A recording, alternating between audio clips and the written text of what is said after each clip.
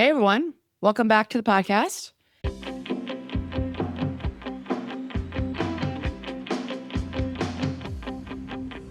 This week, we are talking about how to have the argument that you know you need to have, or the argument that you have been avoiding for weeks or months with someone. Yeah. This is a hard one. It's hard because we get mad at people, friends, family members, and we don't really want or know how to have an argument with someone, how to really kind of air quote fight with someone because of our worry of how it's going to go. So I think most of the time we just kind of try to blow it off or avoid it. So this is when you're contemplating having the argument, right? We haven't quite gotten to the point of like. And I'm going to help you, give you some tips on how to have the argument. Yeah. I mean, this is and it's bothering you. This is the issue that you're having with someone where you're mad at them and you sort of have had the argument in the shower with them, the fighting you've had in your head. That way, I think we all do. Like, my client said to me one time, she's talking about something with her husband. She goes, "Yeah, I yell at him in my head all the time. I've never said anything to him." I'm like, okay. We have to get it from out of your head into real life. The problem was she didn't know how to do it. And I think that that's true of so many of us, if not all of us, some adults at one point or another in our lives. I mean, we yell at somebody in our life while we're driving to work or going to the grocery store. We've had it, like I said, in the shower. You've had it in 2:00 in the morning when you can't fall asleep, right? It's just all that you want to say. You've explained your side brilliantly, right? You've argued your side, right? You've anticipated everything the other person might say to you, you've had the perfect response to them. Well, that's the argument you'll never lose. Yeah. Right. Right. But the only problem is the other person wasn't there. Right. It's like when you're racing, like when you're at a stoplight, right? And you're like, oh my God, I'm going to beat this person. Like they have no idea that you're air quotes racing them off the stoplight, right? They don't know. Is that what you did when you were like 16? Well, yeah, I've seen you do it like this week. So what are you talking about? Yeah. Just because I have a little bit of a lead foot does not mean that I'm like thinking about racing the person next to me. Who's to say? No. Who's to say? No. So wait, so hold on, go back. So you're contemplating having the argument, period, right? That's part of this. And then you're mad at them. You're basically mad at them. Right. But I think you're also contemplating how you want that argument to go, right? Like there's two different things. Like, am I going to do it? Yes or no? And then if I am going to do it and talk myself into it, then how do I want to kind of like funnel that conversation? Right. Right. A little bit. Yeah. Yeah. Okay. Like I said, we have these arguments in our heads, but the other person is not there.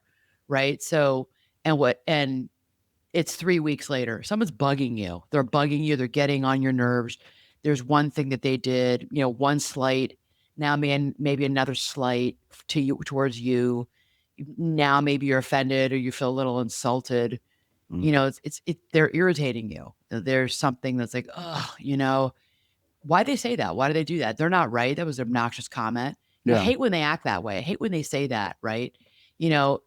It's been what is 3 weeks can turn into 3 months, or maybe longer for people, right? Yeah.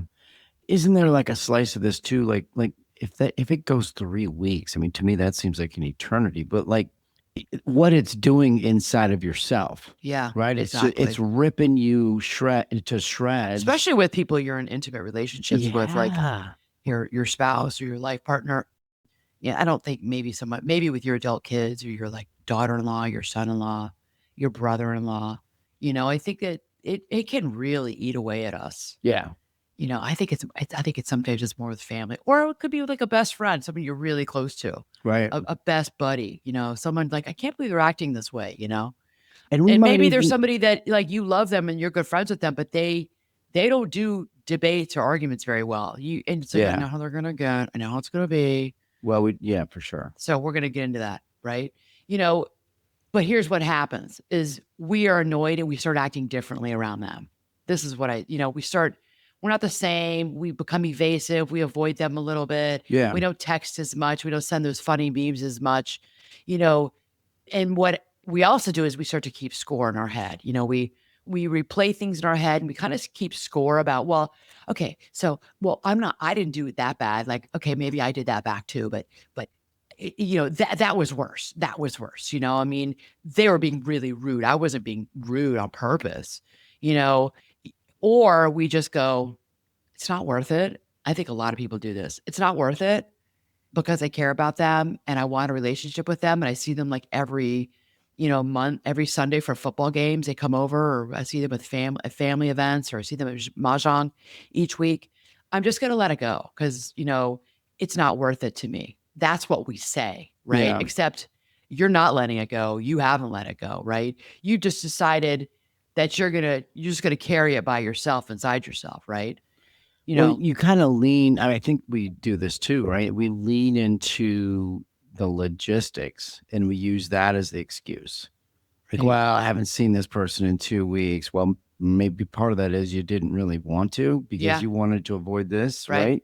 Right. Or it's like, well, there were just too many people around at this particular dinner, or what, there wasn't time for it, right? And we totally embrace that, Right. not in a good way, Mhm. right? And then all of a sudden, a week turns into two, turns into a month, turns into whatever, and then like you said, it just gets watered down.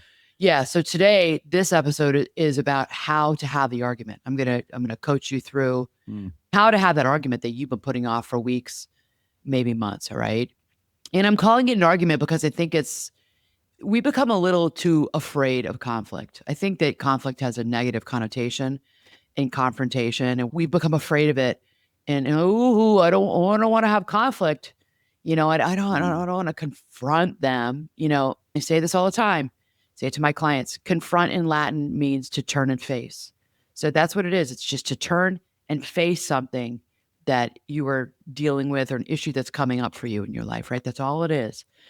Confrontation doesn't mean yelling. It doesn't mean screaming. It doesn't mean mean words. That's not what it means. It just means to face an issue, okay? Because not every disagreement needs to be turned into something that's perfectly regulated, beautifully scripted in your mind, and then said, you know, not everyone is like really air quote productive conversation, right? I mean, sometimes people are angry, right? We get angry. Feelings get hurt. Sometimes two people just strongly disagree about something. That doesn't mean that the relationship is broken. And I think the goal is not to completely eliminate conflict in our lives. Mm. That's not the goal. The Yeah. goal is to learn how to stay in conflict without becoming cruel towards the other person, totally collapsing under yourself where you get shut down, disappearing, or totally abandoning yourself because you're afraid of a situation or you're afraid of the other person, right? It's for 30 years as a therapist and then later becoming a high performance coach, I can tell you this. I know this anecdotally, the evidence is there for me to be true. Most people, we don't avoid hard conversations because something is wrong. I mean, we know that there's an issue, right? Most people avoid these conversations because they cannot control what happens once they bring the issue up with the other person. Yeah. And that's what we're afraid of. Like, oh, how they're going to be, right? What if the other person gets really angry? And well, I know them, they get really defensive. We know this. All of us, I think, almost all of us that are watching and listening can relate to this. Like, oh, that's how they get really defensive. Or they're just going to shut down. They'll just walk out of the room. They won't even let me have this conversation. Right. Or what if they totally dismiss me? They do that. They're going to minimize what I'm saying. They're going to interrupt me. Or she or he or they're going to start crying. They're Yeah. going to start crying. And when that happens, it's like, okay, why am I even doing this? Or what if they blame you? What if it's like, nah, it's you. Okay, I brought this up and now here we go. I'm getting completely blamed. Or what if they say to you deep down inside, it's not 100% them because it's almost never 100% one person. And what if that like, well, they're going to bring this or that up because there was that situation that I kind of was like, I'm a little responsible for that. Yeah. They're going to bring that up. I'm culpable. You know, Mhm. that's the real risk of an honest conversation. right, of what's going to happen when it comes back at me. You may get information about yourself that you can't sort of unknow. It might bring up something deep inside of you that you're like, yeah, I am that way. I get defensive. I do get that way. And I get argumentative. Yeah. And I want to talk to them about how I'm feeling because they've hurt my feelings. They're getting on my nerves. They embarrass me in front of these people. And they've now done it more than once with different groups of people.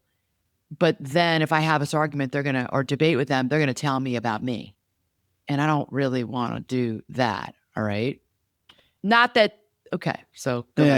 Yeah. I think we got to be careful. I think a lot of times, and you and I have done this, like we look at trends, we look at history, right, with a person, like how that person was in that one moment, like, and we make that to be how that person is in all moments, right? Like we don't, that person very well might want to have this conversation just as much as we do, right? Right. Like I think, but then we assume that, oh no, this person's going to act this way or that way, or we don't know, and Yeah. why is it's not up for us to say that? Well, we do have predictability and we can intuit that they are this. Yeah, I see I their think because we see their patterns. I think you're right, and it's our best guess that it's going to happen again, Yeah. right? Like I don't think it always is Okay, wise. so find the courage. We're going to get into it. Yeah. And it may happen again. It might. And this is how it's going to go. Yeah. All right. Let me ask you a question.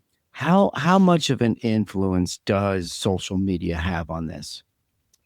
What do you mean? What do you mean by that? Well, I think like as you're playing this script in your mind of how this argument or conversation is going to go, right? We are so driven by the perfect scenarios that we see on TikTok. Pick a platform, right? Like everything's Yeah, I don't perfectly know. scripted and it's all I don't know so everything's much. wonderful. Well, I think subconsciously it might factor into this. Like I think that like, oh, I'm envisioning how this conversation is going to go. And I remember seeing like I see this on like Instagram where people have these tough conversations. Well, I do. Okay, so there is in the zeitgeist right now of social media is a lot of people talking about self-care, which I'm all about self-care, but like finding peace and taking care of me. This is a lot. You see a lot of like written carousels and Instagram and TikTok about like, I'm going to do me. It's time for me. Yeah. And I think that comes from a really great place. Can it go too far? It's hard, right? Because the messaging is all about, I'm doing me. All I care about is me. And, people and the person who wrote that, the influencer or the creator who put that post up or did that talking head video in TikTok, you might get a little bit more of a sense of the life that they have lived and why now they're all about themselves. And I'm not here for that. I'm not here for that debate. I'm not here for that argument. So I ain't gonna have it. Yeah. Right. And you're like, okay, but you don't really know that person. Right. You don't know their dynamic. I mean, there's always nuance. And this has been my criticism on the podcast before is that, yes, take any age, a 16, a 26, a 36, a 46, a 66-year-old could see that and be like, you go girl. Yeah, that's me. Or that's me in my life with my spouse or with my mother, and my low conflict or my low contact relationship I'm having today. And that's why I've gone low contact because that resonates with that woman said, I'm doing me now, and I'm not here for you anymore. Yeah. And you can extrapolate like, that's just like me. Well, we don't really know. I mean, this person's getting on and talking about, we know nothing about their relationship with this person there. Sure. So there's that. Yeah. So we can be, and I think we are affected by, these posts about not wanting to deal with or not wanting to have arguments with people in our real lives because these people are really just hard personality. Not me. They're hard personalities and they have really affected me. Not me. That's not exactly me, right. It's you. You're and right. so I'm not here for it. So bye. Yeah. I'm out. Yeah. I mean, I see a lot of that right now. Yeah. Yeah. But I would tell everybody, like, okay, get off social media. I mean, don't pay attention to that. I mean, or if you do, remember that that's their story and you don't know their story. Right. You don't know their story. Yeah. But I think it could be positive too. I do. I think that like you could hear something on social media that might help I think it you. is. I think a lot of it's positive. Yeah. I think a lot of it is positive. I think people are learning sort of to take unto themselves and to learning to stand up for themselves Right. and learning to like no longer be dismissed or be diminished. Yeah. Or and I love this. I'm here for this all day long. I'm all what do I do as a therapist and as a coach?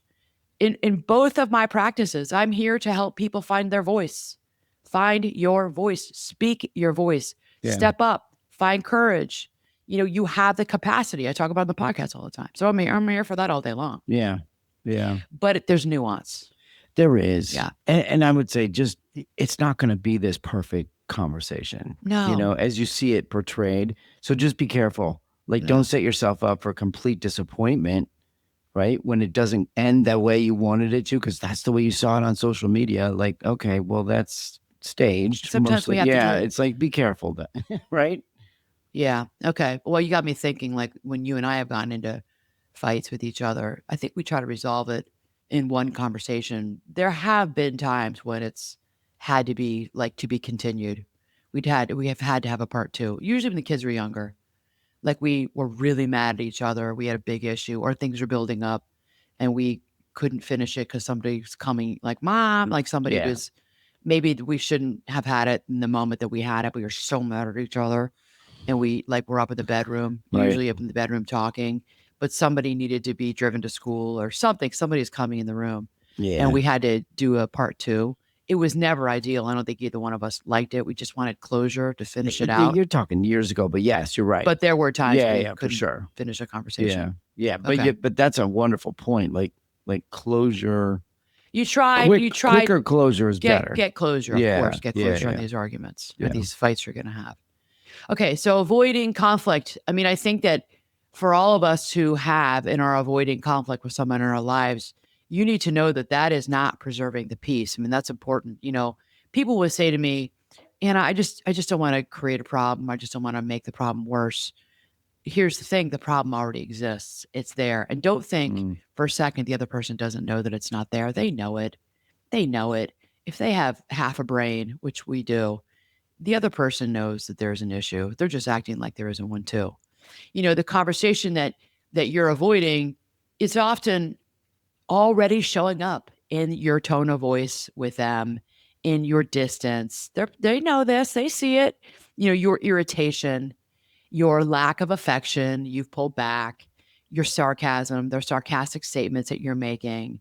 They see it, they feel it, or the 12 smaller arguments you keep having instead of the real big one. You're nitpicking, you're bickering with them, you're annoyed about, why haven't you taken out the trash? When are you going to do this? When are you going to file that paperwork? Just a little, don't do this, do that. I know. It's not like, and like you and I will say, okay, what's really going on? What are you really upset about? What's the real problem? Yeah, because you right normally now? don't do this, and I know Yeah. you're annoyed because you're like you're henpecking me, Yeah. browbeating me. It's important for you all to know. I mean, you're not keeping the peace. You are keeping the tension when you're doing that. Mm. I mean, relationship researchers have studied this for decades. And when one particularly destructive pattern that we talk about, it's called demand withdraw. One person pushes, criticizes, or demands. The other person shuts down, avoids, changes the subject, or just leaves, right? That's the demand withdraw pattern. The more that the one person pushes, the more the other person withdraws from the situation from you. The more the other person withdraws, the harder the first person is going to push them, right? I mean, this is also attachment theory for many of you. Some of you know about this because what's been popular in the past, I'd say 5-6 years since COVID, is people are talking about attachment. It's all over social media, anxious attachment, anxiously attached people, avoidantly attached people. That's a big one. We talk about secure attachment, insecure attachment in the field. So this is sort of like that demand withdraw pattern that goes on. Research has repeatedly linked this demand withdraw pattern with relationship distress and poor conflict resolution. So this episode today is really sort of like an offshoot again of emotional intelligence. This is emotional intelligence. It's having emotional intelligence and working on bettering your emotional intelligence. Okay. Some of us, as you're listening to this or watching, some of you are doing a version of this right now, and you're doing it entirely in your head, right? You're replaying the conversation, you're imagining what they're going to say. You're arguing against their imaginary answer to you, and you might be very, very right about their answer to you, but still it's an imaginary answer. And what are you doing? You're getting more upset. You get more upset inside. Like you go over the argument again and again. It's just so. You're just getting really mad. Yeah. And overthinking can become, and I know you know this, its own form of conflict avoidance. Because we can talk about how each other is. I mean, we get really mad at each other. We get shut down. We both get shut down. And we both need to take time. I know I need to take time away from you when I get really mad at you, and I will do a conflict avoidance. We both know to not let it go on for too long, but sometimes we get really mad at each other. We really get into conflict. We'll avoid each other. It's not great. It's not perfect. And I know, especially not to do it, I'm not going to say and I do it. Yeah. But I think sometimes it's not bad. It's not a bad move. Well, because we have good conversations that come out of it. Yeah. But it's not healthy for us to get mad at each other for an entire day or two. Well, it's not good. Yeah, let's quantify time. But yeah, I would say there are moments where it is a good move to walk away for a second. Yeah, we do it less and less as the years go by. Yeah. But we just got into one recently. I was really mad at you. What was it about? I don't know. It was just recent. Think about it. Well, we've already solved the problem, so I crossed it off the list. Right. It's gone. Bull. Think about it. It's gone down the river. Put your thinking cap on, Tim. You just want to talk about it on the podcast?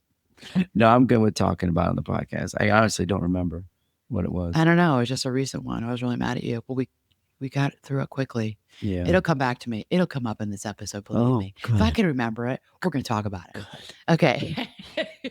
So that's what I was saying in the beginning of the episode about how we fight with that person. We stay very actively involved with the fight with them in our heads. They're just not in it yet. Yeah. Okay. But here's the thing. Confidence is not controlling the outcome. Okay. So this is where confidence comes in. Confidence is not walking into a difficult conversation knowing that you're going to get the response you want. That's control. That's you or me being controlling.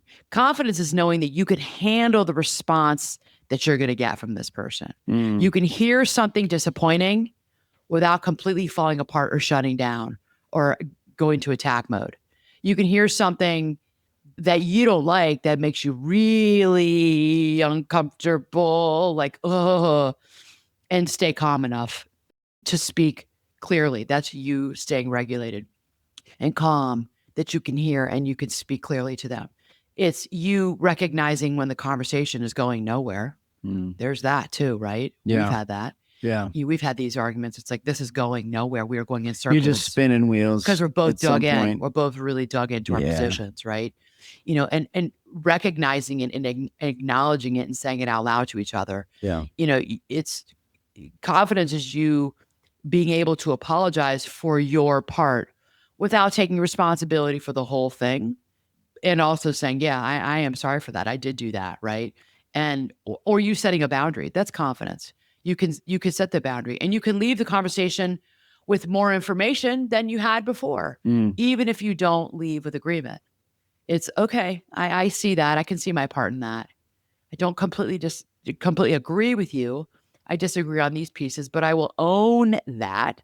I will take accountability for that part of how I contributed to this relationship blip in the blip on the radar of our relationship. I can own that. I can take responsibility for that. Okay. That's confidence. And isn't that like the biggest miss most of the time is the ownership? Like, I think we get so clouded with what this is about that we forget like, oh yeah, I played a part in this too.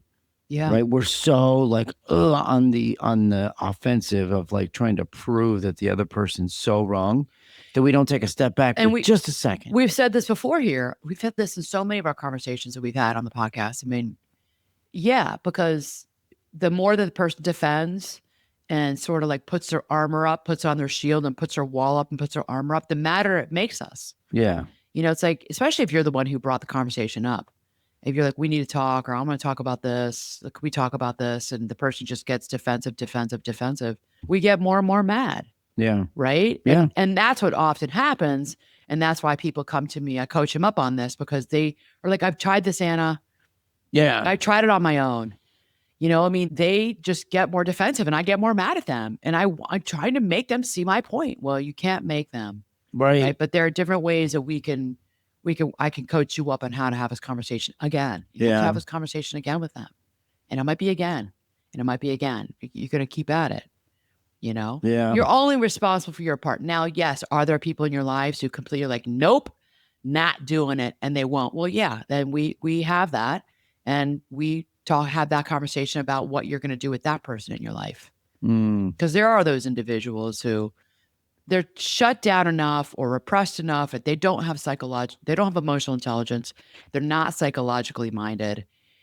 They have really there's no ownership. Then, okay, we have to talk about how you have that person in your life and where they need to be in your life.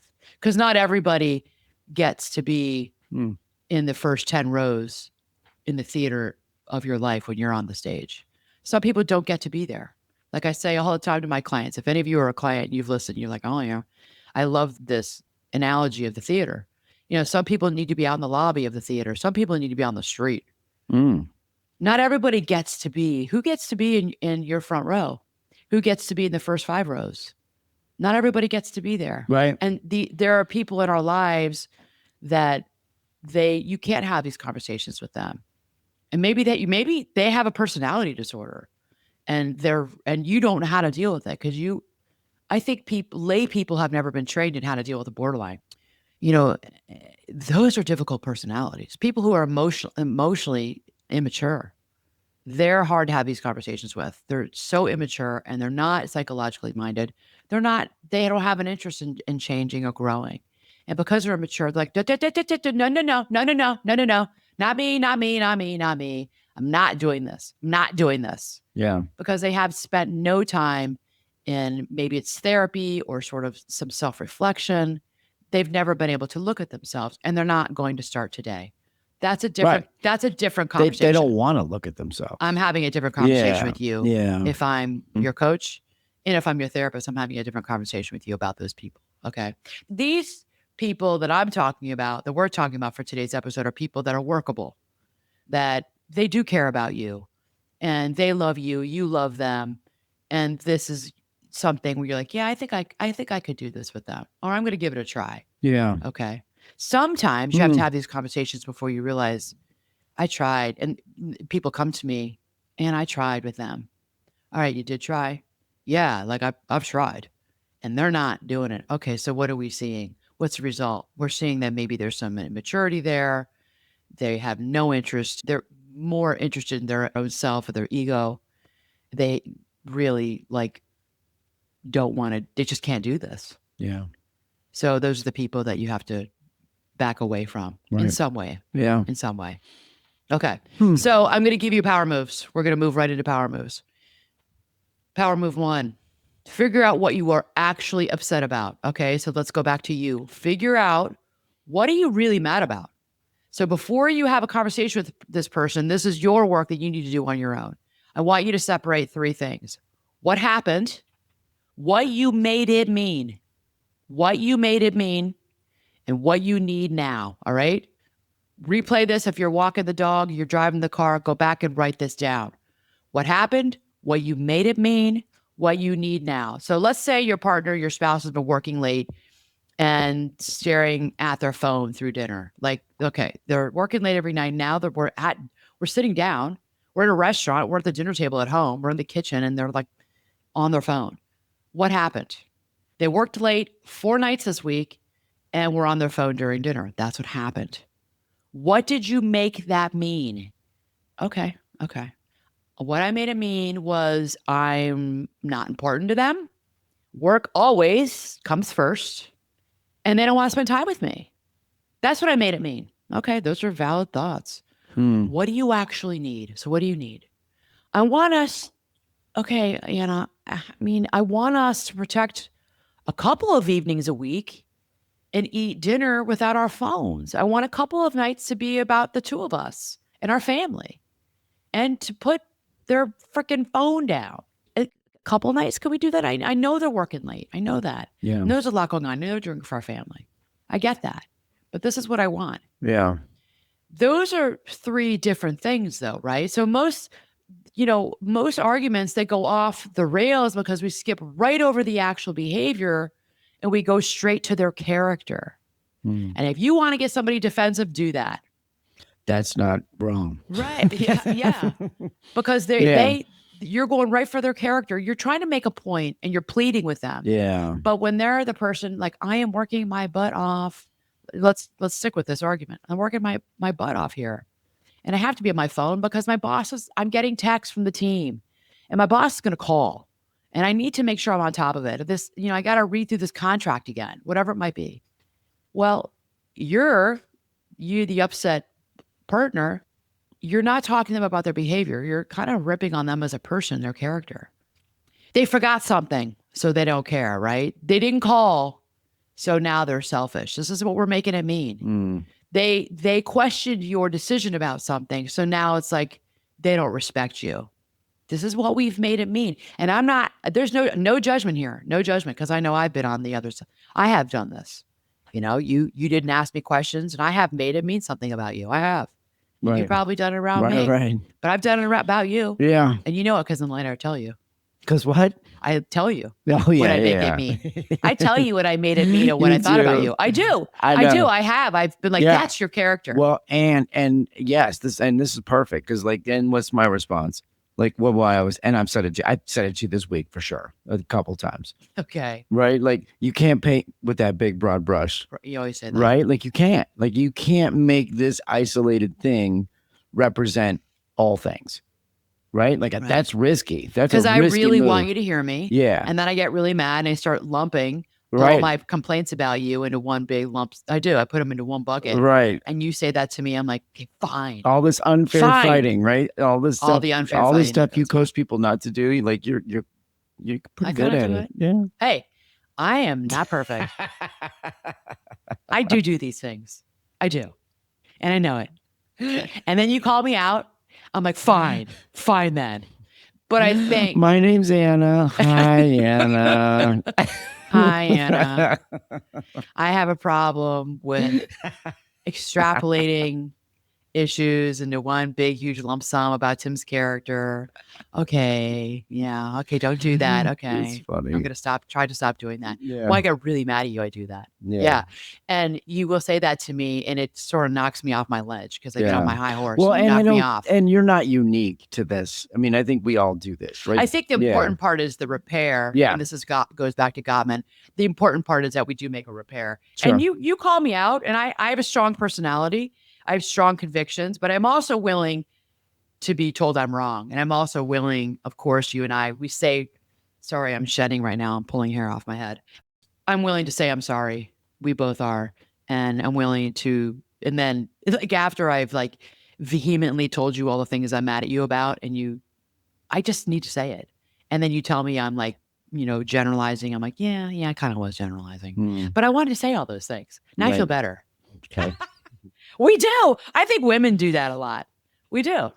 Okay. So it's true. I mean, we will go over, we will skip. Oh, I'll own it for myself. I will skip over your behavior that I'm upset about and I'll go straight. I will go to your character, and I will think to myself, he doesn't care.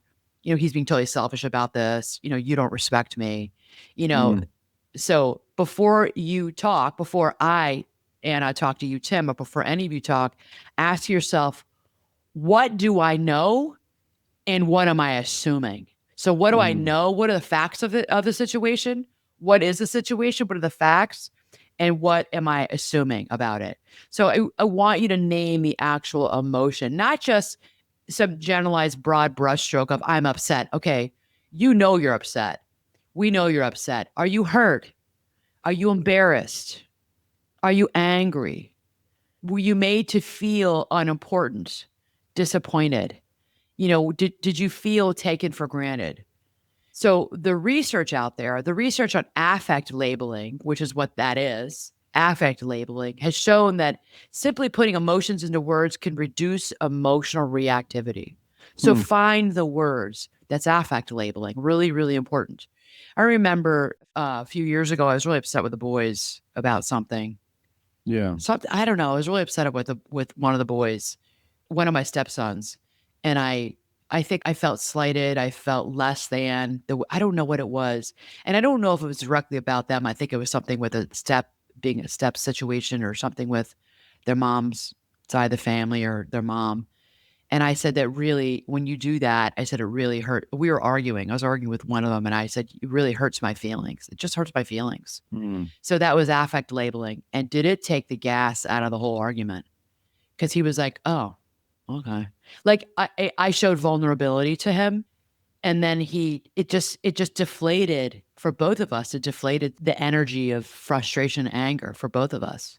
Because I went to, well, how I'm like, how are you really feeling here? I'm like, well, yeah, inside myself, I'm like, well, I hurt my feelings. I was hurt, and that it really did change the whole conversation. And we came to, and he's like, I didn't know that. He just thought he had his back up and he was defensive and arguing. And then I think, and I think he didn't never specifically said this to me, but he probably thought, oh, well, if that's what it is. Oh, okay. And I remember the conversation when it did like a pivot, major pivot, and went a different conversation. It went a different direction, the conversation, and it ended up being, it was a really good resolve. I felt understood, and I think he understood me. Yeah. And I showed vulnerability to him. It's like, oh, okay, okay. Yeah. It softened him, and I softened. It was hard to do. It was hard to do, to make myself vulnerable when I was also kind of mad at him. It just was a really wonderful conclusion. Yeah. I still think about that because we don't really fight like that anymore. Well, we didn't really argue that much anyway. We wouldn't. Well, he was younger, but now he's in his, mid-20s. We haven't had a whole lot of fights, he and I. But when we do argue with one another, we move to this place of just really showing vulnerability, and it's been great. It's been great. So we don't really fight a whole lot, Yeah. you know? Well, a fight. We don't really fight a it's whole like- lot, but like- when we do, we'd get into it. like debate or Well, he'd get so defensive, Yeah. and I get defensive, and I remember getting mad at him. We had last argument was at Christmas time, and I was really mad at him. And I said, I'm calling bullshit on that to him. And he was kind of bullshitting. He was. I mean, if he was sitting here, he'd be like, yeah, because he was so defensive with me. And I said, and he lied about something. He was just lying about a situation because he was so defensive. And I think he felt bowled over by me. And I said, Dad, I'm calling bullshit on that. And he's like, And I said, what he did was he was answering my questions with a question back to me. So he wouldn't answer me, and he was asking me questions. What about you? What about? And I said, stop answering my question. Stop asking me a question with a question. Answering me with a question. He's like, and he goes, yeah, okay, I'm doing that. He did. He was like, yeah, okay, I'm doing that. Yeah. And once we got past like the vehemence of our madness at each other, I remember it because I was up in our bedroom. He came up to the bedroom. We were going back and forth. Everybody else was downstairs, and we were going back and forth in the bedroom about how mad I was. He was mad at me and you. He'd already talked to you. He was mad at us for 6 months about something. I'm like, 6 months? This is last summer of 2025, and now it's December of 2025, and you're mad about something. That's not fair. Like, you have to tell me you have been holding on to this for 6 months. Right. So I think that there was a big lesson learned in that. And I said, you can't let it go 1,000%. like that. Yeah. You're holding resentments and hostilities towards me. I had no idea. I said to him, I won't say his name, I can't help a situation if you don't tell me what you're mad about. Right. So like, this is what we do. We get mad. And it gets to a crescendo. And I was like, I call bullshit on that. And he's like, and I said, stop answering my questions with a question. Like, okay, fine. And then it comes down. Yeah. And then we start to talk. Our toes come down. The pitch comes down. And I think there's lessons for everybody in that scenario, right? Like, you learned a lesson. It's a good, He learned a lesson. I'm sure that my part of that earlier conversation, I learned a lesson. Well, I think he and I have learned how to fight with one another. Yeah. I think you have to learn how to fight and fight well with one another. And he and I have learned that because we have had it over the years.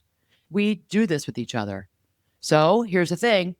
Hopefully, he's not holding on to resentments from 6 months ago or even Sure. 3 months ago, and he will bring it up sooner. Yeah. And I think he does. Yeah. Okay.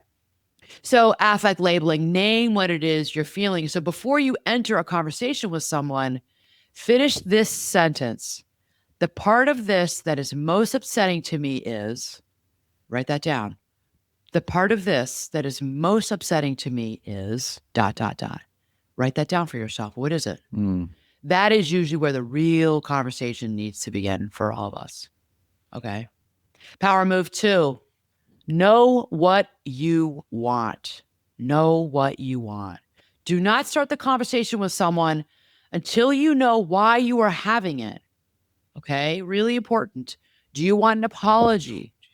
Do you want a change in behavior? Do you want more information? Yeah. Do you want them to make a decision? Do you want a boundary? Do you want to let them know about a boundary you're setting, or do you want them to set a boundary? Maybe with someone in your extended family.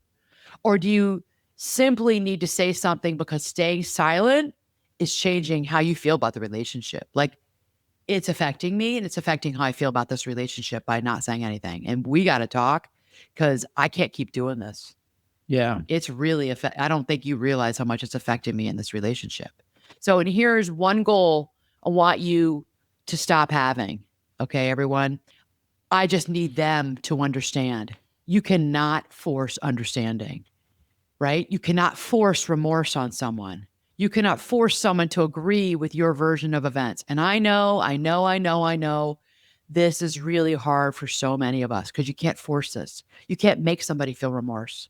You can't make someone agree with your version of the events. A useful goal. So this is here.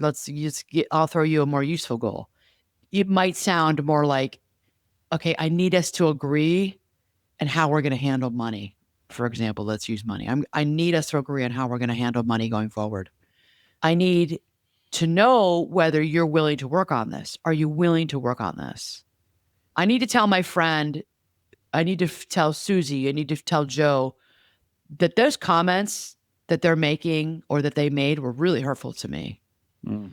I need my boss to clarify, what am I actually responsible for? Like, I need to have this conversation with my boss at some point. And what I need them to know, I need to know what I'm actually responsible for.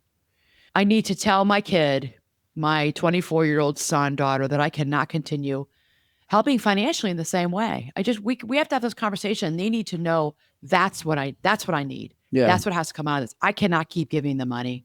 I just can't. It's all about economy, and I'm trying to work on my retirement, or I'm saving for this. I can't keep giving them that money. Yeah. Sometimes the outcome of the conversation is not resolution. Sometimes it's clarity, and clarity really matters. Yeah. What are you thinking? Well, I like the way that you shifted right there, because I was going to say, I don't think the word should be want. I think it should be need. But it's interesting that every example that you just gave, you didn't say want one time. You said need every Yeah. single time. Yeah. But I think that's the label. I think it should be the label, because when I approach something in my own head where I'm saying that I want, like, there's a much different vibe there than when I go in saying I need. Right. It's a way different vibe, Totally. So there you go. Totally. Interesting. Okay, before we move on to power move number 3, please don't hesitate to reach out to me. If you want therapy, you're in Illinois, I'm here. If you want coaching, no matter where you are in the world, I can coach you. Okay, so email me, hello@annamarcolene.com. We read every email that comes through. Okay, you can get on a discovery call and let's work together. Okay, this is it. This is your call to action to finally start working on those issues in your life that you need help with, that you've been trying to do all these months, maybe years by yourself, and it's not getting better. Reach out to me. Okay, I will help you move in another direction. You're going to get results if and when you work with me. I've been doing this for 30 years. Okay, so there's something, I don't know everything, that's for sure. I certainly don't know everything, but there are certain things I'm good at, and my superpower is helping people move into a different direction in their life. All right. really, really good at helping people in their relationships. Okay. So if it's a clinical issue, therapy, a mood disorder, depression, anxiety, relationship issues, dealing with your past, unresolved issues from your childhood, that's my jam when it comes to therapy. And I will certainly help you with that. I've done trauma work, trained in trauma, done trauma work for years. If you're looking for coaching, if it's relationships that you're dealing with today, even if we go into the past a little bit, that's okay. I can coach you up on that, right? If you are somebody who wants help with goals and you don't even know what your goals are for your future, you're working on maybe retirement, oh my gosh, you name it.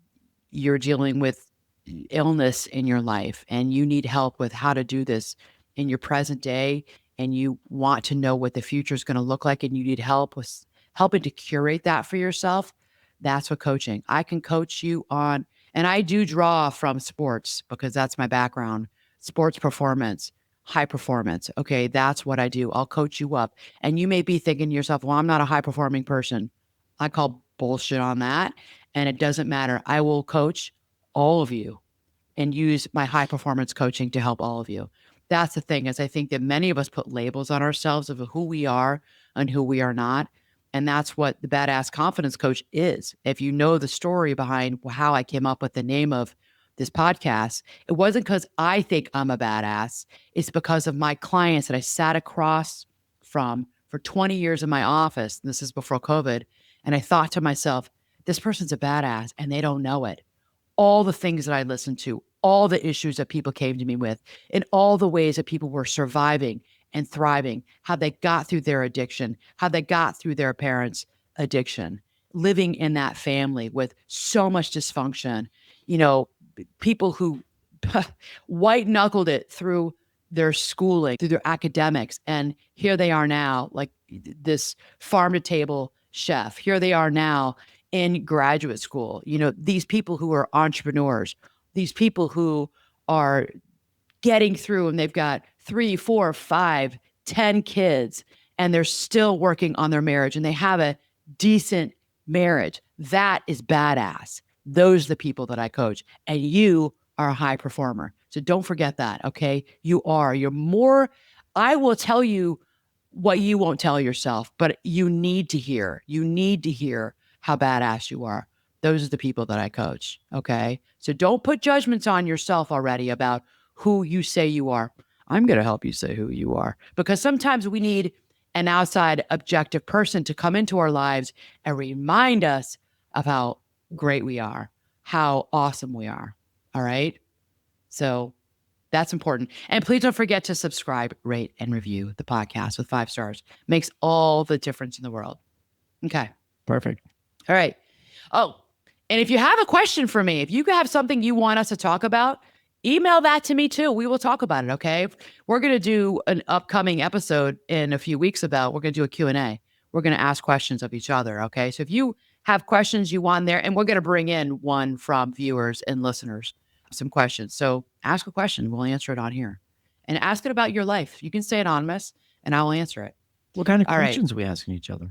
You to be, I don't know. Well, I may surprise you.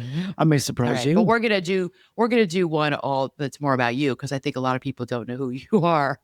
I think they Who know are you're my. you? Why are you I think here? they know you're my husband, but I don't think people know much about you. So we're gonna do some mystery. Yeah. Okay. Let's get into it. So, what's your next power move? Power move number 3: do not ambush these people that you want to talk to in your life. All right. Choose the time. Okay, that's important. Don't ambush people. Do not start the conversation while the other person is walking out the door, falling asleep. Don't do that. Trying to get the kids somewhere or they're going into a meeting and you're on the phone with them or don't do that. All right. Watch your timing. And do not say, this is a big one. Do not say to them, we need to talk. And then you disappear for 6 hours. Or they're walking out the door. Hey, we need to talk. That's provocative. That's not right. It's not fair to them. Okay. I mean, I don't think I do that, but don't do that to people. Anytime someone does it to me, I'm like, what? No, talk right. We need to talk right now. Or like, I got to tell you something, but I got to go. My kids will do this. I got to go. I have to get back to work. No, don't say that. Tell me right now, or I'm going to bug them. I'm going to call them back. Tell me, what is it? It's like, I got a Yeah. secret to tell you. Yeah. Don't do that because it gets people worried, Yeah. and it's not nice. It's not kind because it can take up, they're at work or they're driving somewhere and their mind is all taken up with what is it that we need. I think most times we know, but sometimes we're like, what is it that we need to talk about? Right. Or sometimes we think we know. Yeah, right. Exactly. So instead, try something like, something's been bothering me lately and I don't want it to keep building inside of me. Do you think we can talk later tonight? That's better, at least. Like, something is building up inside of me. I do want to talk about it. Could we talk when you get home tonight? Or, you know, I need to have a difficult conversation with you about what happened last weekend. Is tonight better or could we talk tomorrow morning? What's better for you? And usually the other person knows what it is, you know. And you're saying it's going to be a difficult conversation. Yeah. And they may start in right then and there, like, no, no, no. We don't have time to do this right now. I don't have time. You don't have time. But Yeah. we do need to talk. Could we do it? What's better for you? See, I'm not a fan of that. I'm not a fan of like dropping that little nugget, right? Because then what happens? Everybody has a chance to kind of like pre-formulate their Okay, complete that's fair. agenda That's fair. right? Like that's But I know with my clients who are really busy, if they don't say that to their spouse or their Yeah. partner or through their mom, they won't do it. It's like we are all so busy, and many times we're two ships in the night. Is if I don't say that to like my mom or my mother-in-law, we're not going to have it. And I want them to stop avoiding what I know they're also avoiding. I need to Yeah. kind of put it on notice that, yeah, we need to talk. I mean, something happened last week, and you know what I'm talking. Remember, we were at that family reunion. You made this comment, and it hurt my feelings. I just want to talk about it more. Yeah. You could go a little. What is it? What is it? Yeah. It hurt my feelings, and I want to talk about it. Okay, all right. Yeah. Can we do it? Are you home? Can we talk? I'll call you, or I'll come over. Let's like say like 7 or 8 after the kids are in bed. Could we do it at 6? Yeah, let's do it when I'm driving home. Yeah. I don't think it's ideal to be driving in the car and having this conversation. I think it's preferable to be in person, but if you can, talk on the phone when you're at home, where you park the car and you're in a safe space to talk. Okay. Yeah. So yeah, I get what you're saying, Tim, but I think sometimes we have to put it out there or we won't have the conversation. Well, I think you can put it out there in a different way. Like I think you can put it out there in a way where it's like you arrange to connect later in the day, but you don't have to say like we have to have this big conversation. Well, like, I I think you think- can just say, "Hey, you want to join me for a quick walk, or you want to join me for Sure. like, later on? That'd be you wanna- great. You want to go like work out with me later?" And it's Okay. like, okay, then we can like have a moment, right? Okay. Yeah, that's good. Yeah. That's good. I think the point is that you're not asking them for permission to have a to have a concern about something. You're creating, what you're doing is you're creating a better container for the conversation. Yeah. You're creating, I'm concerned about however you want to do it. Yeah. You're creating the container that we need to have this conversation. Sure. Okay. Because then I think you're setting it up where it can be a more genuine conversation versus it's all pre-choreographed. It's like, you know what I Yeah. mean? It's like in my head, like, all right, well, I got to make sure that because I know this conversation's coming up later. Now I got to make sure that I make a list of all the things that I have to remember. You know what I mean? It's just like, Yeah. it's too planned out. This is like I just said, this is especially important for people who are high performers, and many of you are high performers, because high performers can function beautifully while they're angry. They can work, they can take care of people, they can meet deadlines, they can handle everything. And then 3 months later arrive with exhibit A Yeah. through exhibit Q. That's really why I'm also saying this. Bring the issue up while it is still specific. Sure. Anger is it's an engine. It's a motivator to do, keep going while avoiding the situation. And that's also who I'm thinking about. And I think that that's most of you. Bring the issue up while it is still specific. Right. Don't let it go on. And if you think about it, like this kind of parallels just in life. Like there's so many things that we kind of go through in our heads. Like just think about just work stuff. Like I have a presentation. Well, I need to rehearse. Right. Like I need to make sure that I am going to guide how this goes and the outcome I can see before I even give the speech. Or a business meeting, or I'm a salesperson. I need to like practice like overcoming objectives, right? Or Yeah. objections. Like you like in life, like I think we do this, like the process is not new, right? We do this all the time, right? Yeah. Like we want to know that our day is semi-scripted, even though it's going to go off the tracks. But like we try to have a vision of the day, right? Or the Yeah. meeting or Yeah. the whatever it is. I So this is like that. Yeah, it is. And I think you got me thinking about when you have this conversation with the person, I would I would recommend you write down some of the things you want to say. Like write down some of the points that you want to make because what happens is to almost all of us is we forget all the things that we might be upset about. Now I would tell you, now this is what I coach, so we won't get into this too much here, but try to stick to one issue. Don't bring up the whole kitchen sink, everything that you've ever been mad about. That's just, we call that, it's dirty fighting. Mm. It's not fair fighting. Don't do that. But you might have, like, I want to talk about that. You embarrassed me last weekend. It has happened before, but there's a pattern I'm seeing where I was embarrassed. I don't know if you realize it, but it's hurtful to me. So let's say that's the issue. Write down what you want to say when you have that conversation with like your spouse. Write it down because what can happen is it's going to be probably a little emotional, I would say, right? I predict there's going to be some emotion there.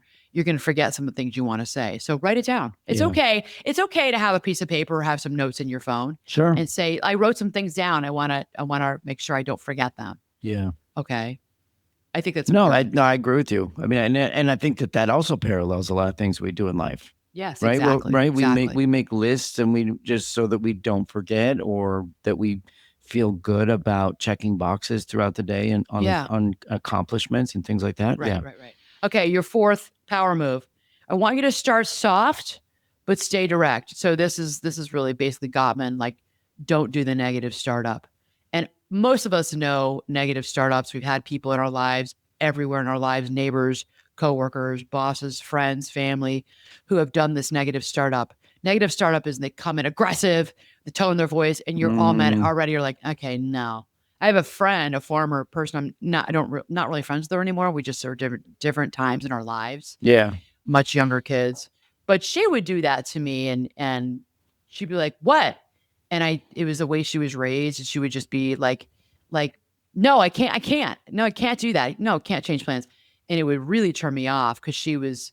It was always a negative, kind of a negative startup when we'd first see each other. Not all the time, and I would just, it would turn me off and make me just not want to be with her because that's how she would, the tone in her voice, the way she would speak to me. You know what I'm talking about, and I know that she had a mother. Her mother was like that, and we know who this is. Sure. And she was like that, and I actually never did tell her because I would see this is what I would do. She didn't always do it, so I'd blow it off. It would she's prickly and it would make me like, but I kind of just sucked it up because in this, I don't think we're going to have time because we are already an hour in to get into it on this episode today. There's some times when it's not worth it. It's just not worth it to have conversation. Like you have to also weigh for this episode, these are important issues that you need to bring up. It's probably with a spouse, a life partner, somebody you do care about and you love and you're around, but they're really bugging the crap out of you. And you think, I've got to talk to them. This is a good friend of mine. I've got to talk to them about it because it's really affecting. It's affecting like how I am around them. It's affecting how much I want to be around them. I notice I'm like blowing off going out with them because they're bugging me. Yeah. But there are situations with every relationship because we're all flawed where people do things that bug the crap out of us and it's just not worth bringing up. It's just not worth it because it doesn't happen all the time and it's kind of who they are. That's how I am with that one friend. Because we're not friends. It's just we're different times in our lives. It's something about her that really would bug me. Yeah. But it wasn't always that. She didn't do that every time we got together. And I'm like, that's her personality. It's part of who she is. Sure. Because of how she was raised. Yeah. Okay. So I mean, little caveat there before we get into power. What is that sandwich concept where you start positive, negative, positive? Yeah, like that kind of is part of this too, right? Like you don't want to go the in feedback sandwich. Well, it's from a feedback sandwich. It is, but like I think that concept could work here too, right? Where you don't go in hot To start soft. Yeah. right? And then you But get stay into direct. to Yes, exactly. the meat of it, Yeah. and then hopefully you come out on the backside where it's like, okay, we're good, right? And I think starting soft, it doesn't mean that you're weak. Doesn't mean there's No. weakness in any of us, right? It Yeah. means you start with the behavior instead of an attack on the person. You can start with something positive, and then I want you to go into the behavior. Sure. This is, so it's compared to like you saying like you are completely selfish. You're totally selfish. You, right? We don't like the you statements. Right. Everything is always about you. How is it that everything turns out to be about you? You make it about you. Like we don't, I know you might feel that way. And I get that. I do get that. And you don't want to start that way. You want to maybe start with when you made plans for both of us last weekend without checking with me, I felt totally dismissed. I mean, I need you to talk to me first before you commit to spending a weekend with your parents, for example. Before I need you to talk to me first before you commit to us doing A, B, C, D, E. The second statement, what I just said, it's that's not passive. That it's just you being extremely clear. So for this, a good structure would be write this down, everybody. When this happened, dot, dot, dot, the impact on me was dot, dot, dot. Here's what I need going forward, or what I need going forward is dot, dot, dot. So write that down. When this happened, the impact on me was what I need going forward is. Yeah. All right. For example, let me finish this. When you joked about me in front of everyone, I felt embarrassed. I know you may not have intended it to be that way, but I need you not to use me as the punchline in front of our friends going forward. Okay. Yeah. Or when I found out about the decision after you had already made it, I felt totally excluded, Tim. Like I felt totally excluded by you. I need to be part of these decisions going forward. I need that. Yeah. Make sense? Yeah, totally. Okay, go ahead. Totally. What were you gonna say? No, I was gonna say as you're saying this stuff, I'm hearing like how you're saying it. Like if you had thrown the word want in there, like I'm gonna hear that differently, right? Because then now all of a sudden it's about you again. Yes. Right? I need. It's just such a better way to say it. Yeah. For sure. So this is the research on what psychologists call conversational receptiveness. This is what I'm saying to all of you right now. Conversational receptiveness, the research has found that people are more persuasive and viewed as better collaborators when they communicate a genuine willingness to engage with another person's perspective. Okay. So that means you can say, okay, I can see why you thought I was okay with it. I may not understand everything that was happening for you, or I agree that I should have brought up this issue sooner. Or, I want to hear your perspective, and I also need you to hear mine, right? Receptiveness is not surrender to the other person. There can be room for both people in this conversation. I mean, that's really how it should be. Yeah. Right? Yeah. Yeah. Okay. Next power move. Stick to one issue and own your part. All right. I learned this in undergrad.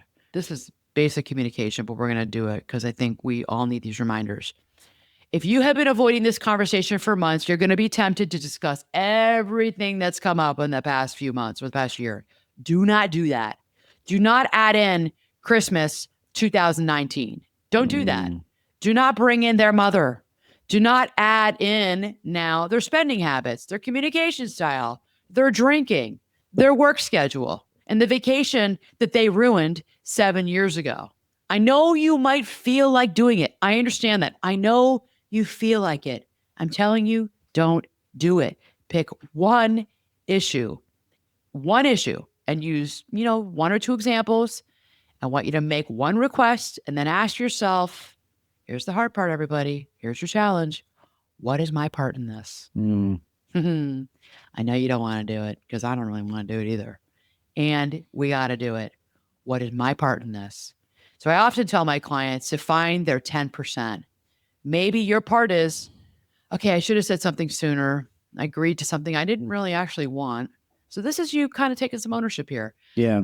Yeah, I became yeah, I was sarcastic with you. I should have told you I was hurt, but instead, I got sarcastic and I'm working on that sarcasm. I did. I expected you to know what I was needing without asking. Why didn't you tell me? Well, okay, fine. I was doing a little mind reading, which we consider a thought distortion. I was mind reading. And a lot of us do this and we don't even realize we're doing it. Okay, yeah, I did. I raised my voice. I raised my voice. Okay, so own your part. This is not 100% the other person's air quote fault or all on them. You have a part in this too. Owning your part does not, like I just said, it's not all you. It keeps you honest though, Mm. right? You it keeps you honest. Yeah. You can say, I shouldn't have called you selfish. I'm sorry. That was not okay. You know, but the underlying issue does still matter. And we gotta, I think we need to continue to talk about this. That is you all having emotional maturity. That is all of you and us having emotional intelligence. This is how we raise it. This is how we raise our emotional intelligence. Saying, yeah, I'm really mad at you. We have to talk. I'm glad we're talking about this. I was really mad at you. And I'm telling you this. And okay, I'm glad you're able to see that. And I will own my stuff. It's not completely you. You can correct your own behavior without abandoning, your concern Right. about the issue, about the relationship. Yeah. The whole concept of ownership, like, is that something? I think this is a rhetorical question, but I'll ask it anyway. Is that something that's ever presented to anybody under the age of 18? Like, aside from being in therapy, like, is this a topic in Psych 101 in high school? Or is this something that you just have to, like, at some point discover along the way? Or And by the starting time you're 40, like, maybe you can understand it. It's starting to be taught in the schools. They're starting to teach emotional intelligence in the schools. I'm looking at my book over there that I just got. I just listened to, is it Mark Brackett? Just wrote a book on your feelings, giving yourself permission to feel. Yeah, they're starting to teach emotional intelligence in the school system, the public school system. It's amazing. Yeah, I mean, this needs to happen. This needs to happen because many of us are not learning it at home. We're not learning it from our parents. We have emotionally immature parents. It needs to happen. Yeah. And it is. Yeah, So because you think about it, like, we lean on these, we start hiring kids at, like, I don't know, 14's a little young, but we do hire 14s with a work permit, like 14, 15, 16, all the way up. Like, and if they don't even know what you're saying, like with this whole I concept know of you ownership, talk about like, this but quite a if bit. they did, like, what a different world that would be. Well, we have a right? lot of work to do because I know you talk a lot of time about these younger seasonal employees and the emotional immaturity in Yeah. them and how There's a it lot of comes work into to the do. workplace. It Well, affects the workplace. and it affects a lot of folks. Yeah. Because if you're leaning on these kids to do certain tasks that are being managed by older kids, air quotes, that are 22, that are then managed by the supervisors who, like, are 30, 40, 50, like, all of these things have to work together. Yeah. But if you've got the bottom, like, that first rung of staff that have no idea what you're even talking about, Yeah. like, imagine how much different it could be. Okay. Right? We got to move on because I have so much more to say. We are well over our time. So yeah, I'm going to move into the next power move. Unfortunately, everybody, I'm going to have to make this quick because I think we're an hour and 10 minutes in. So your next power move, number 6, is you got to know when you are too activated to continue. So there are times when we get into these conversations when no one's listening anymore. So this is maybe a conversation that, and I've coached people up on having these conversations and they went awry. And I kind of expect it because many of us are not used to doing this and we're newbies at it. We're green and we're just learning how to talk about our thoughts and feelings and learning how to argue. Most of us did not learn how to argue.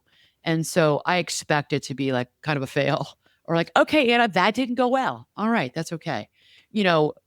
I think what happens is people get defensive and then you're like, shoot, everything that I talked with Anna about just went out the window. And now I'm yelling and they're yelling and it's like no one's even listening to each other anymore. I think sometimes or a lot of times it's okay to say, we need to take a pause. I want to say this though. I want to finish this conversation, but I'm really mad at you right now. And we got to go to bed. We can't continue. I do think that sometimes it's okay to go to bed angry. That's something I heard in the profession. is never go to bed angry, never go to bed angry. I don't completely agree with that. That's a blanket statement. Never go to bed angry. There are times you and I have gone to bed angry. Like, we can't finish this right now, and maybe we need a night's sleep, and we need to, if you can sleep, but maybe you just need to walk away from one another because it's going south. Wait, right? I mean, you know, but you need to say when you're going to have a conversation again. That goes back to Gottman. You need to say, let's talk tomorrow after work. We'll finish this conversation tomorrow night at 7. Okay, fine, 7. Like, you can be still really like, fine, we'll just do it tomorrow. Or Yeah. text each other if you can't talk. Text each other when you'll have a conversation. Sometimes the rule sort of is you have to tell each other when you're going to continue the conversation. You can't just walk away and be shut down and walk away. That's withdrawal. It's mean. It's considered mean. It's withdrawal. It's avoiding the person, withdrawing from the person. It's not fair to do that to the person. So it's okay to take a break because your nervous system is completely overloaded, but you need to get more regulated because you know that this dysregulation for both of you or one of you is the conversation has started to go south. Yeah. You just need to say, all right, we'll talk tomorrow. And when you go off on your own, and when you go take a shower and you go walk the dog, or you just go and you go to listen to music, you just got to go into another room. You need to ask yourself, what am I trying to communicate here? What was this whole conversation about? Write it down. Answer that question. What am I actually trying to communicate with them? Yeah. All right. Then go back to the conversation ready to say that. Okay. Well, and even more important than that, I think you need to go back to that other question. Like, what's my role in this? Right? Like, take a second to consider that there is a role that yes. you And have. because you may have skipped that part. Yeah, my power moves. 1,000% you skipped that part. Okay. Right? Yeah. We all have. Yeah. Yeah. And, we both have with each Yeah. other. Like, go back, be ready to own at least 10%. This is not all. When you go back to, hey, this is not all you. Yeah. I do want to talk about this. It's upsetting to me, and write it down and look at your notes. Yeah. And speak from there. Yeah. Try your best to take the emotion out of it. Don't get revved up again. Don't try not to get agitated, and own some of this. Okay? Yeah. And I think if that's your lead in going back, the owning part of it, like that should be the strategy. Right.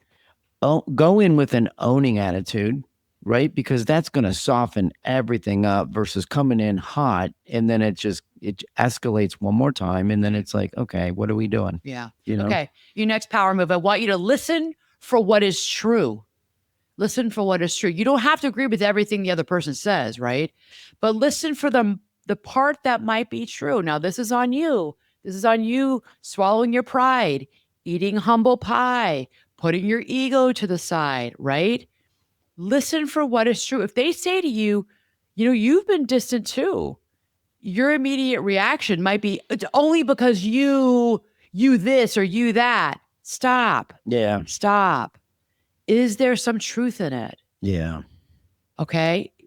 Yes. All right. Yeah. I have been distant because I was angry and I didn't tell you. And I have been distant because I've done this before and you have been, you've acted like this or that. Okay. If they say, you waited 3 months and now you're acting like I should have known. You waited 3 months to tell me this and I should have known. What was that, like Halloween? Like, it's February 1st now. Come on. Yeah. Maybe they're right about that part. They're not wrong. You did wait 3 months and they're upset and they have a right to be upset. Own that part. Okay, but it's taking me 3 months to get here. Okay. Own it though. Yeah. All right. Yeah. They're upset and they're you come up, that was 3 months ago. Now you're bringing it up. Right? Okay. Own it. Yeah. You can say like, yeah, you're right. I should have said something sooner and I didn't. And I'm bringing it up now. That doesn't, okay, honey, but that doesn't erase the original problem. All right. It simply means that you're no longer trying to defend the impossible position that you did absolutely nothing wrong, right? That's an impossible position to put yourself in. If you think you've done absolutely nothing wrong, you are wrong. There's no, you're mistaken. You are mistaken. There's no perfect person here, right? And, Right. and ask this: what do you hear me saying? That is a very useful question. What do you hear me saying? Because sometimes we think we have communicated clearly to the other person, And what they heard was something totally different. Mm. And that happens, right? Yeah, for sure. Okay. Okay. So I want to go into this before we end. What if they do not respond well? We all know people in our lives who do not respond well to this. They get defensive. Most of us are not amazing the first moment somebody tells us we have hurt or disappointed them. Think about it like someone's confronting you, someone's talking to you about you.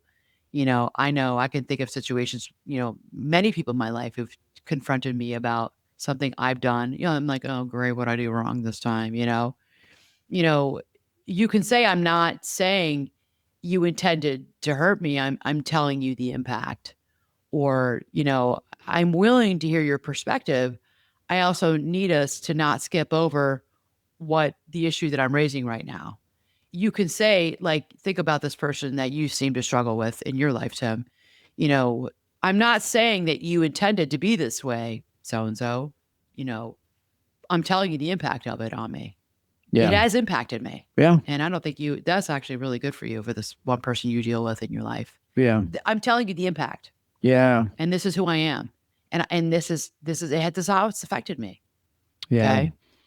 Yeah. So, because there's a difference between defensiveness and contempt, right? I mean, and we don't like defensiveness and we don't really like contempt. Those are the four horsemen that in marriages predicts divorce, actually. There's different levels of defensiveness, though. There's a difference between disagreement and intimidation, right? So, do we like defensiveness? No, but defensiveness, I probably would take that over someone having contempt. Contempt is really mean, mean, mean. Disagreement, you can disagree. Intimidation, that's different, right? There's a difference between someone needing a minute and someone punishing you for speaking, right? If someone routinely frightens you, okay, this is more into the next level now, so I have to always put this in. If someone routinely is frightening you, threatening you, threatens retaliation on you, is controlling of you, or becomes violent, this is not a communication skills problem, which is what this episode is about. Safety comes first. You need to get out. That's a wholly different conversation about how you need to be out of that. You need to be out of that relationship. You need to be out of that situation. Right. And that's another episode that we're not having today. Totally. Okay. Yeah. All right. And sometimes the conversation gives you an answer that you did not want. You can do all of this well with someone. You can do all of this well and say, I did everything Anna in that episode told me. I did everything I've read, or everything actually my therapist told me to do, or my coach coached me up on. And I'm still, it didn't go that well. And I'm disappointed. Because I'm disappointed, you can say it calmly, clearly, respectfully to the person. And the other person may, like I said earlier in the episode, may still refuse to change. They may minimize. They may continue just to disagree because they are a disagreeable person. We talked months ago about the 5 big personality traits. Agreeableness is one of them. This is just a disagreeable person. Yeah. They may tell you the things that you need to change. What's wrong with you? And unwilling to see anything in themselves and unwilling to give in the conversation, and turn on you. And this is exactly why people avoid these conversations for months and months and months, right? It's not only that they're afraid of the argument, they're afraid of what the argument may confirm. And that's big. The argument may confirm what deep down inside, I think, what we about that person may have known or always known. They are this certain person for you that maybe you do need to put boundaries and limits on this person. Maybe you do need to go low contact with this person. I have watched people spend years searching for the perfect sentence that will, finally make their spouse care about them, or finally make their parent understand where they're coming from and understand their perspective, make their boss all of a sudden become a fair boss, or make someone else take responsibility for themselves in their lives. And sometimes there is no better sentence. Sometimes, that sounds like fantasy. yeah, a lot I of mean, times. with that person, sometimes Right? it's like, you know what? I have already communicated this clearly so many times before. And then the question becomes, what am I going to do with the information that I have? Because I have the information. It's all there. What am I going to do with it? That's where confidence becomes action. Mm. And I know you and I have dealt with this in our lives, and we have had to make decisions, Sure. take action based on this person this is this person who's like, nope, nope, nope, not changing. Actually, don't even want to have this conversation anymore. Stop talking about it. I'm done. Yeah. And I ain't changing. Why don't you change? I'm not changing. Yeah. So you and I have had to be like, okay. And it is hard. It's painful. Yeah, for sure. But we have had to do it to have peace in our lives. Yeah. All right. Okay. So here's your power move this week. All right. I want you to think about the conversation or the conversations that you have been avoiding. I want you to write down 5 things. Here's your power move. Number 1, what happened? Number 2, what did I make it mean? Number 3, what am I actually feeling? Number 4, what am I asking for? And number 5, what part can I own? And then I want you to write one opening sentence, maybe something like, something has been building for me over the past couple of months, and I just don't want it to turn into resentment. Or, Tim, I care about this relationship. I care about our relationship. Obviously, you know that, which is why I need to tell you something that just is not working for me in this relationship. Okay. I might be like, okay, what's not? So here comes the defensiveness in me. I might get defensive, like, all right, what's not working for you in this relationship? And I'm going to hear it. I'm going to hear it. Yeah. I'm going to feel defensive. It's Yeah. on me to hear you through. Well, I think isn't that it's human. It's a human reaction, right? And I could say to you, and you're going to get your defenses up right away. And I would say, try not to get defensive. But there's something about our relationship that's been bothering me. Or I would say to you, I should have brought this up sooner. But can we talk about what happened last weekend? It's really still bothering me. Yeah. And I think you'd be like, I know, because the way you're acting towards me. Yeah. Then choose a time to have the conversation. Okay. Confidence is not waiting until you are no longer uncomfortable. Confidence, is you deciding that the discomfort of honesty is better than the cost of silence, right? So that's confidence. The conversation you're avoiding probably isn't going anywhere. It's not disappearing. It's becoming distant. It is you becoming resentful. It's becoming a story that you keep telling yourself about that other person. Like we said in the beginning, where you just replaying it over and over and over in your mind. Have the conversation. Stay specific. Own your part. Listen for what is true. Own your part. Listen for what is true. Take a break if you need one. And remember, your job is not to control the other person's response. This is very important. That's not your job. Your job is to represent yourself clearly, respectfully, and honestly, and then decide what the response tells you. Okay. That is the work, and that is confidence. Yeah. I think another episode of this should be skills that you can work on to perfect not becoming defensive. Right. Because that happens like. I think we did an episode on that a couple of years ago. Maybe, but I feel like there's more to say. There's more research to do. I think that's just such a thing. Yeah, we could talk about that. Yeah. Let us know if you want us to do. Yeah, we could certainly do an episode. You all let me know. Give me feedback. Do you want an episode on the skills on how to not get defensive? Yeah. I know it's so easy to talk about, and it's a completely different animal to do. I know, I get it, because we get defensive. It's a human. It's our humanness. Yeah. It's our nature. Yeah. But when we're working on emotion regulation and advancing our emotional intelligence skills, it's an important one to do. To work on. Okay.